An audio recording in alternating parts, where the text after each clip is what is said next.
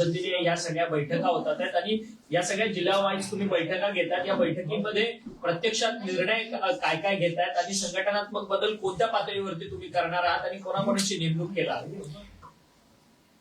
आज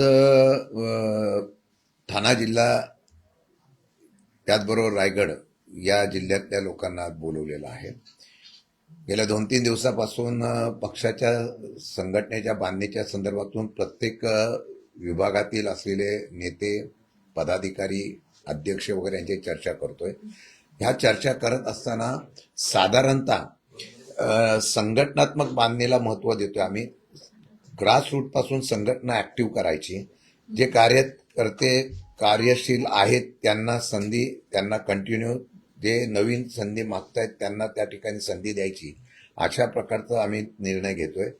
साधारणतः 1 महिन्याच्या आतमध्ये संघटनात्मक बांधणी होईल. त्यानंतर दौरे होतील. त्यानंतर विभागीय दौरे करत असताना पवारसाहेब सुद्धा स्वतः त्या ठिकाणी दौरे करणार आहेत.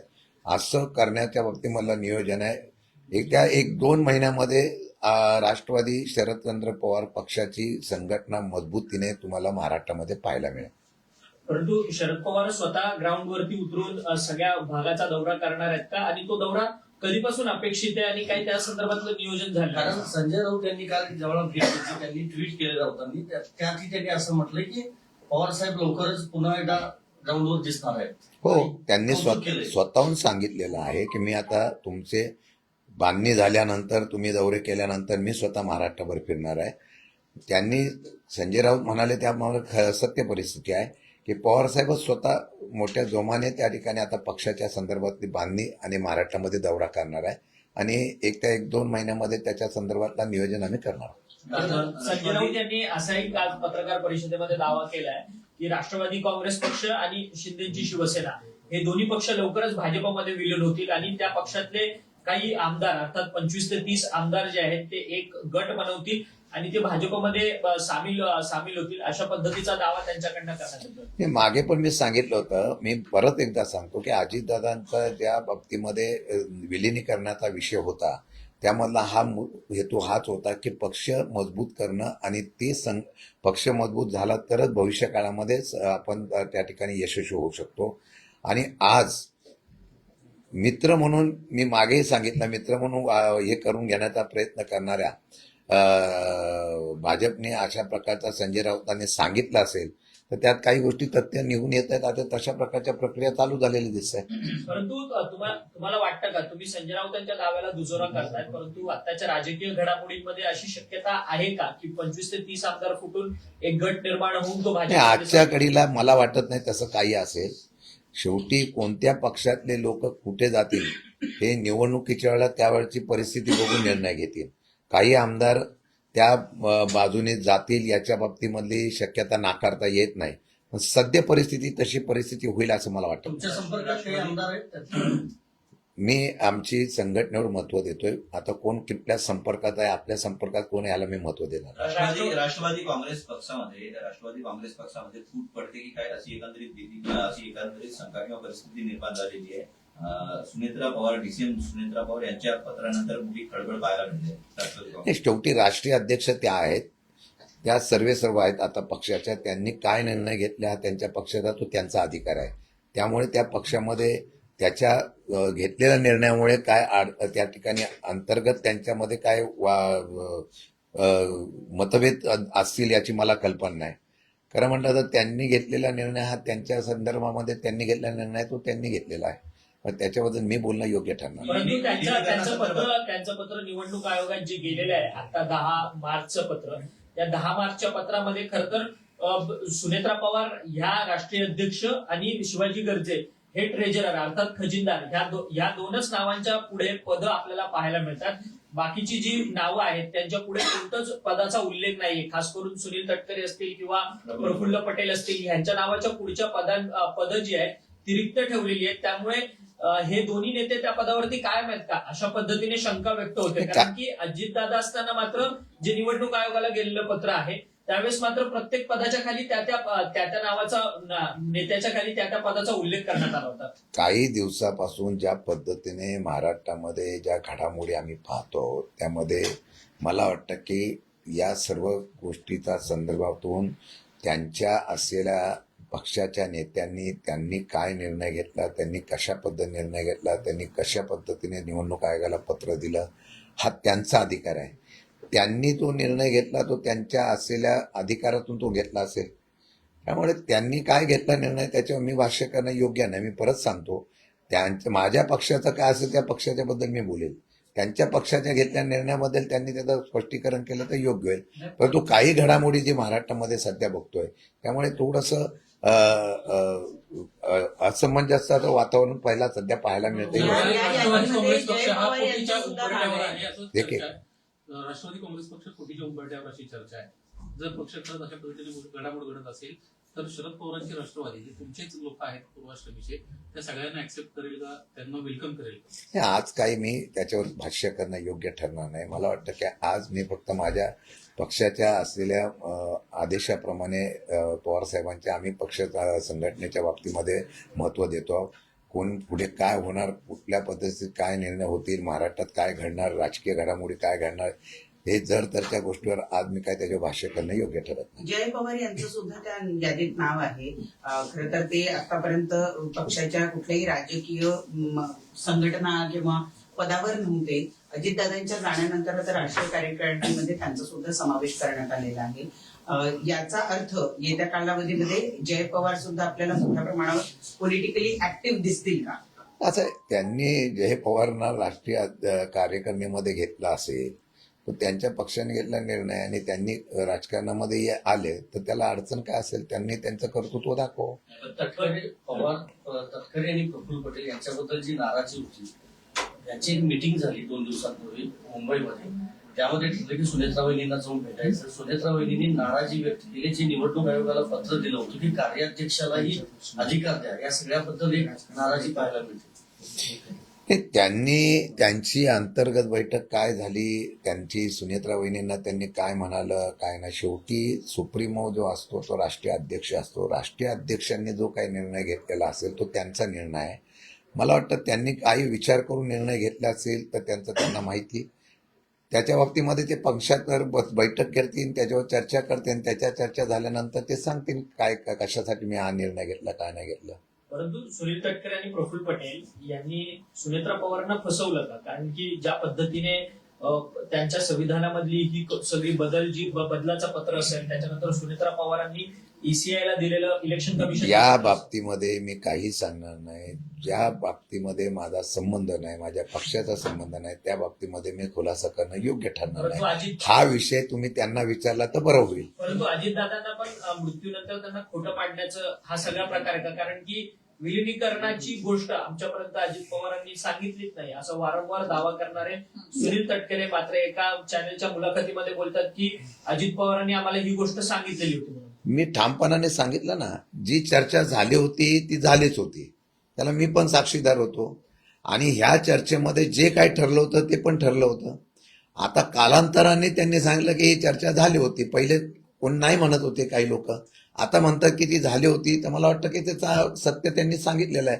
म्हणून मला वाटतं की आता विलिनीकरणाच्या बाबतीमधला त्यावेळेचा चर्चेचा विषय होता, त्याला शिक्कामोर्तब त्यावेळेला झालेला आहे, आता तो कबूल केलेला आहे. परंतु दादांच्या मृत्यूनंतर देखील दादांचं नाव खराब केलं नाही या दोन्ही नेत्यांना. आता हा त्यांचा प्रश्न आहे, त्यांनी का त्या अशा प्रकारच्या संदर्भामध्ये स्टेटमेंट का दिलं काय नाही दिलं याची मला माहिती नाही. परंतु त्यांनी तशा प्रकारचं त्याच वेळेला जर सांगितलं असतं की होय अशी चर्चा झाली होती पण आमचे हे नियम आणि ह्या अटी होत्या त्याच्यावर काय करायचं असं बोललं असतं तर मी समजू शकलो असतो. दुसरीकडे शिंदे आणि राष्ट्रवादीची पत्नी गेले 2 दिवस फरार आहे. पोलिसांना थांगपत्ता नाहीये. अशोक खरात यांच्या पत्नीला शोधायला पोलिसांना एवढा वेळ का लागतो? गेली 2 दिवसांपासून ती फरार आहे. नाही, याची पोलीस आता एसआयटी चौकशी करते. एसआयटी चौकशीमध्ये बरेच काय अजून माहिती, बरेच काही चौकशीमध्ये बरंच काही बाहेर येत आहे. आता ते एकदम आपल्या समोर सांगणार नाही, परंतु मला वाटतं की निदान पोलिसांना आणि एसआयटीला चौकशी करण्यासाठी वेळ द्यावा. आपण लगेच संत व्यक्त करणं योग्य ठरणार नाही. ते त्यांच्या पद्धत आता त्या काय भेटत नाही काय नाही भेटत हे पोलिसांनी चौकशी करून त्यांना निश्चितपणे घ्यावं. 71 लाख लाडक्या बहिणी आता अपात्र ठरलेल्या आहेत. त्यांना केवायसीच्या अंतर्गत मुदत वाढ दिली असते. 71 लाख हा 21,000 कोटी रुपये सरकारचे वाया गेलेले आहेत. असं आहे की मागच्या वेळेलाच मी सांगितलं होतं की लाडक्या बहिणी योजनेच्या बाबतीमध्ये बऱ्याच लोकांनी श्रेयवाद घेतला. निवडणुकीला निकष नियम न बघता सरसकट देण्याचा महाराष्ट्राच्या तिजोरीतून त्या ठिकाणी पैसे वाटण्याचा प्रयत्न केला गेला. आता त्याला जो आर्थिक बोजा या लाडक्या बहिणीच्या माध्यमातून पडायला लागला त्याला आता कुठेतरी कट केला पाहिजे म्हणून रोज नियम निकष निधी अशा प्रकारचे निर्णय घेतले गेले आणि ते 71 लाख महिला भगिनी आमच्या ज्या आहेत त्यापासून त्या वंचित करण्याचा प्रयत्न होत आहे. आम्ही त्याही वेळेला सांगत होतो की हे सरकार फक्त मतासाठी राजकारण करतं, आमच्या लाडक्या बहिणींना सुद्धा फसवतंय. म्हणून या असलेल्या विषयाच्या संदर्भातून मग आमचा प्रश्न उलटा असा आहे, मग 71 लाख बहिणींना तुम्ही ज्या ठिकाणी आता अपात्र केलेलं आहे ह्याच्या पूर्वी जे पैसे वाटले होते त्याची वसुली आता कोणाकडून करणार? ते राज्य सरकारच्या जनतेचे पैसे आपण फक्त मतासाठी जर वापरले असतील आणि तशा प्रकारचं वाटप केलं असेल तर ते पैसे वसूल आता त्या खात्याकडून करणं गरजेचं आहे. सर शिंदे गटाचे आणि राष्ट्रवादीचे जे आमदार आहेत त्यांनी आपली मानसिकता बनवलेली आहे की भाजपकडे जायचे असा मोठा दावा संजय राऊत यांनी केलेला आहे. त्यांना भाजपने वेट अँड वॉचच्या भूमिकेत ठेवलंय.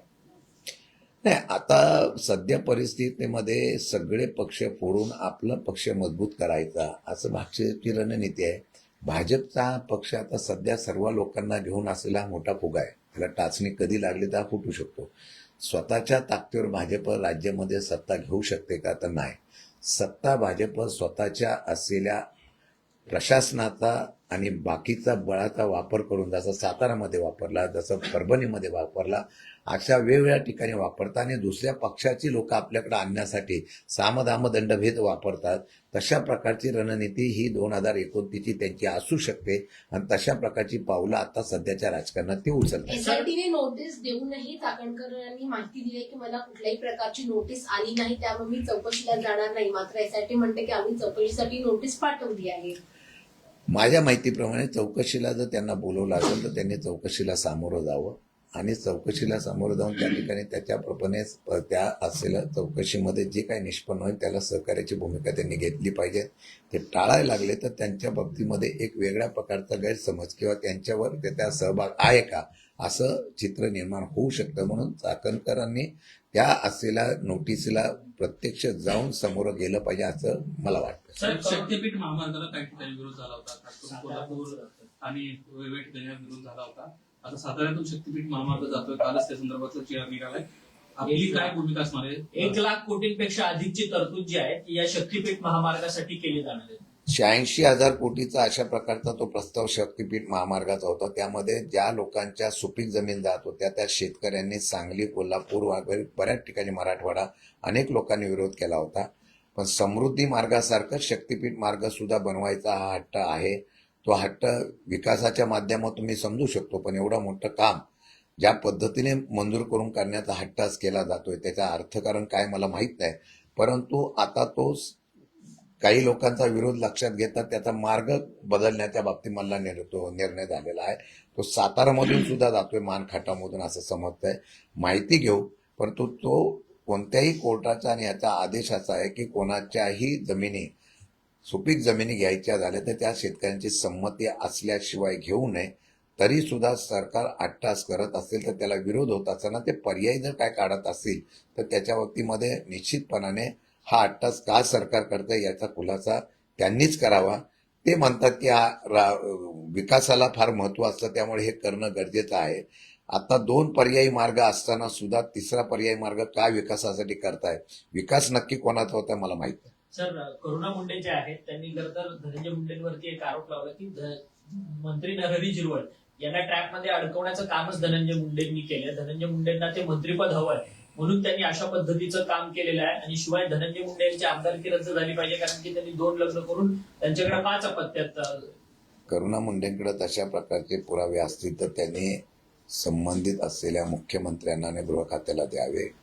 गृह खात्याने आणि मुख्यमंत्र्यांनी सुद्धा यामध्ये जर तथ्य असेल त्याची चौकशी करावी आणि अशा प्रकारचं जर राजकारण होत असेल तर त्या बाबतीमध्ये कारवाई करा. नागपूरमध्ये धक्कादायक घटना समोर आली आहे. नागपूरमध्ये 2 अल्पसंख्याक शाळा विना परवानग्या सुरू आहेत आणि यामध्ये सर्व विद्यार्थ्यांना बोगस टीसी आणि मार्कशीट देखील याला दिली गेली आहे. त्यामुळे विद्यार्थ्यांचं भवितव्य धोक्यात आहे. यामुळे नाही, विना अनुदानी विना परवाना जर कुठल्या प्रकारच्या शाळा सुरू असतील त्या नेहमी बेकायदेशीरच होतात. माझ्या माहितीप्रमाणे तशी परवानगी नसताना सुद्धा ह्या शाळा इतक्या दिवस कशा चालू राहिल्या याच्या बाबतीमधली माहिती घेणं गरजेचं होतं. जर तसं झालं तर विना परवाना अशा प्रकारच्या शाळा जर होत असतील तर त्या विद्यार्थ्यांचं भवितव्य अडचणीचं ठरू शकतं, ही वस्तुस्थिती आहे. सर, एक शेवटचाच प्रश्न. साताऱ्यामधल्या जिल्हा परिषद राहण्या प्रकरणात तुषार दोषी यांना आता सक्तीच्या रजेवरती पाठवल्या अशा पद्धतीचं मुख्यमंत्र्यांकडनं सांगण्यात आलं आणि या सगळ्या संदर्भात चौकशी केली जाणार. परंतु तुम्ही तिन्ही पक्ष एकत्रित येऊन मोर्चा काढणार होता, तो मोर्चा आता रद्द करण्यात आलाय का?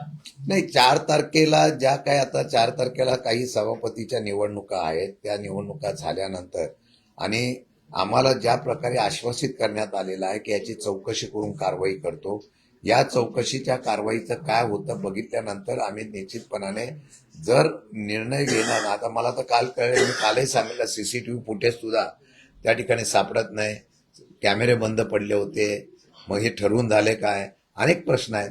उद्याची 4 तारखेची निवडणूक झाल्यानंतर बघू, नंतर मग ठरवायचं आहे मोर्चा काढायचा काय करायचं आहे. सरकारने आश्वासन दिलं तर कारवाई झाली नाही तर मोर्चा काढावाच लागेल. मनुस्मृतीवरून केलेल्या वक्तव्यावरून शरद पवारांनी आता माघार घेतली आहे. त्यांचं म्हणणं आहे की माझं वक्तव्य हे चुकीच्या अर्थाने काय होतं, आपण मी खरं म्हटलं तर या महाराष्ट्रामधल्या पुरोगामी विचाराच्या महाराष्ट्रामध्ये हे असे एक वेगवेगळ्या प्रकारचे वक्तृत्व करणारे कोण आणि त्याला आपण इतकं का महत्व देतो मला कळत नाही.